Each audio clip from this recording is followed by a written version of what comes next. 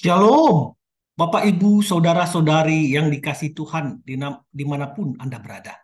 Senang sekali kita boleh bertemu kembali di pagi hari ini. Mari kita siapkan hati kita, kita satukan di dalam doa. Ya Bapa yang bertata dalam kerajaan surga, sungguh besar karuniamu Bapa, sungguh besar kasihmu tak berkesudahan setiap hari, selalu baru Tuhan. Hingga kau berikan hari yang baru pada pagi hari ini. Berbicara engkau Bapa, kami siap untuk mendengarkan suaramu, agar firmanmu itu menjadi rema, menjadi kekuatan dalam kami melawan kedagingan kami. Di dalam nama Tuhan Yesus kami berdoa. Amin.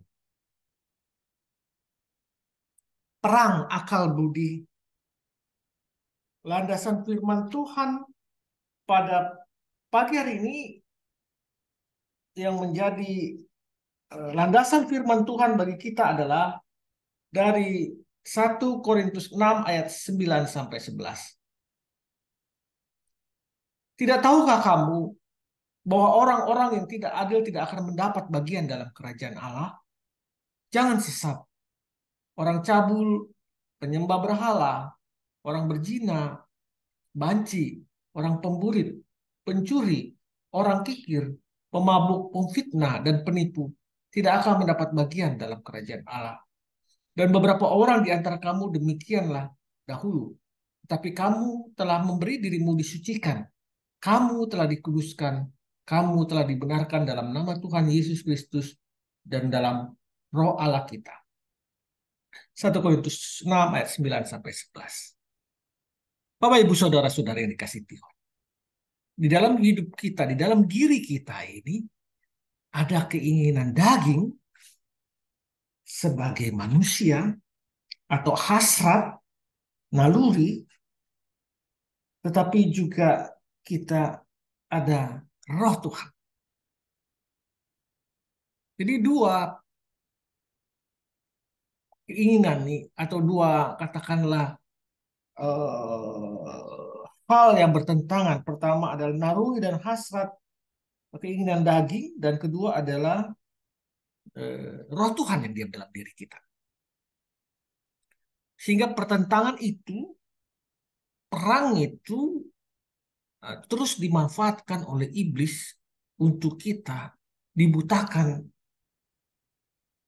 akan hal-hal yang benar dalam roh Tuhan.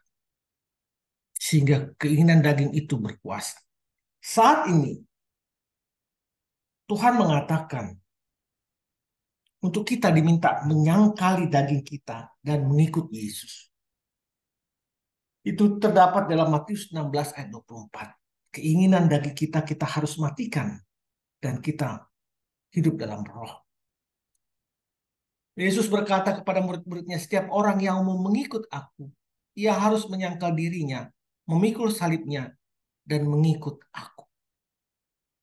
Bapak Ibu, hal ini berlaku bagi orang-orang yang setia kepada Tuhan, demikian juga kepada orang-orang yang tidak setia, tetapi dia berbalik kepada Tuhan.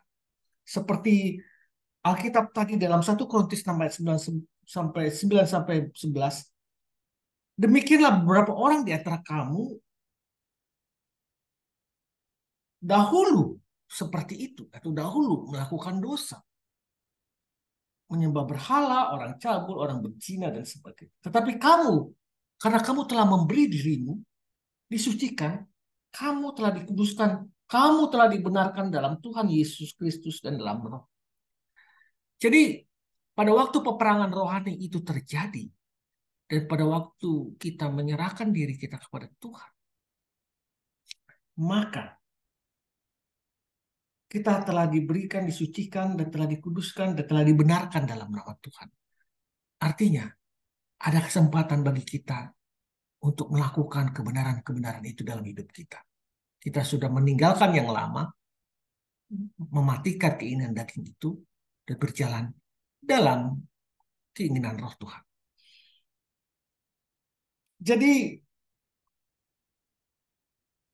kita tidak lagi terperangkap oleh keinginan daging atau dosa itu yang terus menggerogoti kita. Jadi tunduklah pertama kepada firman Tuhan, datanglah kepada Tuhan. Yesus berkata bahwa kita tidak dapat melakukan apa-apa tanpa Dia. Kita tidak dapat melakukan apa-apa tanpa dia. Yohanes 15 ayat 5. Tanpa Tuhan kita tidak akan mampu untuk melawan keinginan duniawi ini, persoalan kehidupan duniawi ini, kalau kita tidak memanggil Tuhan. Suatu cerita, saya berkunjung ke dalam, bukan berkunjung, datang ke dalam rumah duka karena seorang teman saya yang meninggal. Setelah saya ketahui bahwa dia meninggal karena stroke. Stroke karena pola hidup yang tidak benar, tapi juga dipicu juga oleh kehidupan rumah tangga yang tidak baik. Sehingga dia harus menahan keinginannya untuk berjumpa dengan anak-anaknya dan juga sulit untuk berkomunikasi dengan istrinya. Dan klimaksnya adalah dia kembali diserang stroke kedua dan akhirnya dia meninggal. Saya berasumsi bahwa persoalan kehidupan itu sangat besar pengaruhnya dalam mempengaruhi penyakit stroke-nya itu.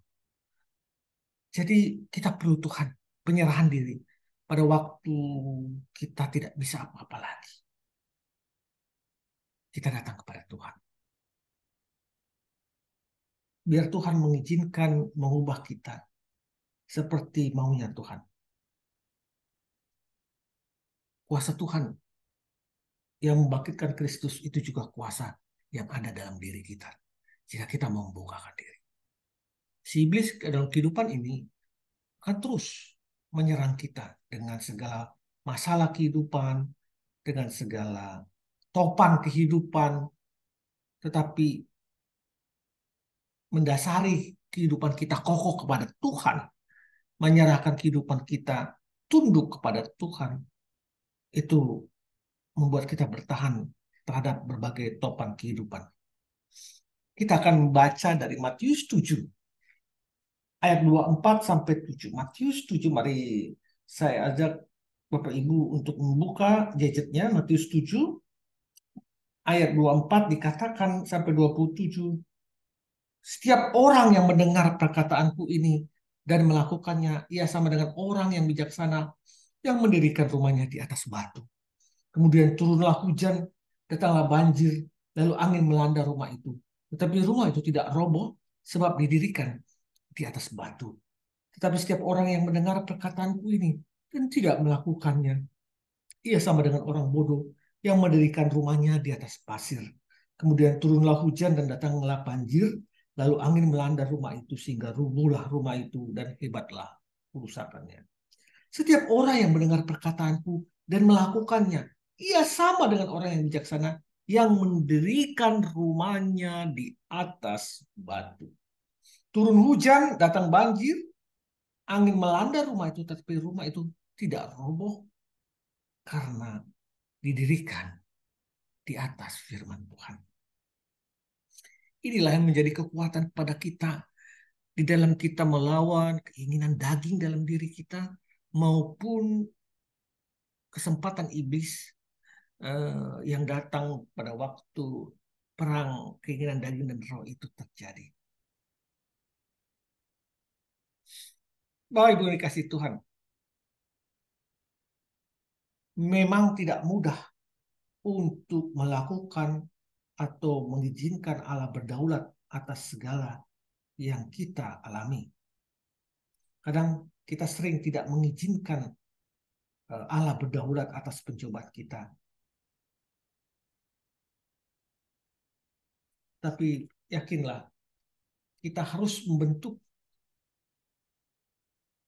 dan mengakui totalitas bahwa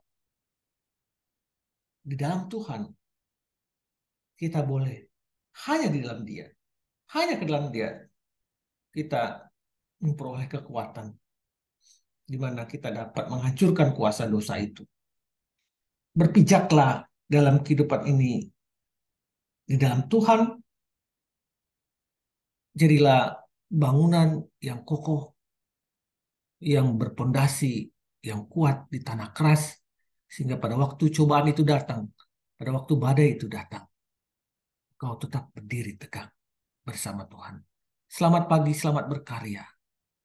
Tuhan Yesus memberkati. Amin. Amin.